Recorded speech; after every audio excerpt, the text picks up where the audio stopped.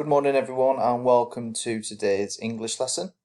Our lesson intention, or we are going to be carrying on with our work on Florence Nightingale. And our first thing we're going to do this week is we are going to have a debate. So our learning intention is I can debate and discuss based on facts I have learnt from a text. So we're going to be having a debate. I know we can't do it online, but rather than have a debate, we can give our own opinions on a subject.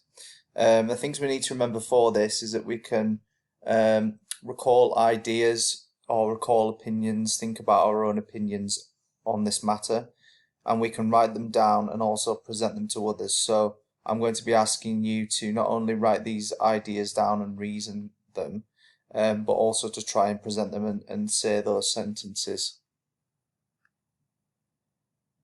So as mentioned, we're going to be having a debate. A debate is where some groups of people are given an issue and they talk about it. So for example, is pizza the best food ever? One group would argue and say why it's good. The other group would think of reasons why it isn't good. So the key things needed for a debate are listening to each other. So you've got to listen to what people have to say. You can't just give your own opinion and that's it. You have to listen to what they have to say and see if you can maybe reply to that and argue their point. You have to give clear reasons, so you can't just make up some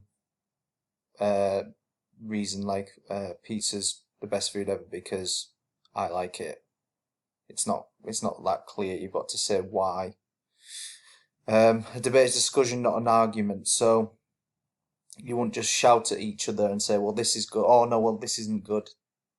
It's got to be a very clear conversation between two groups of people. So you'd allow people to say what they have to say, you'd listen to that, and then you'd have time to say what you want to say. And it's all about giving reasons why you are for this reason. So for example, you'd be talking about why pizza's best food ever. You wouldn't just keep saying it is. You have to tell me why.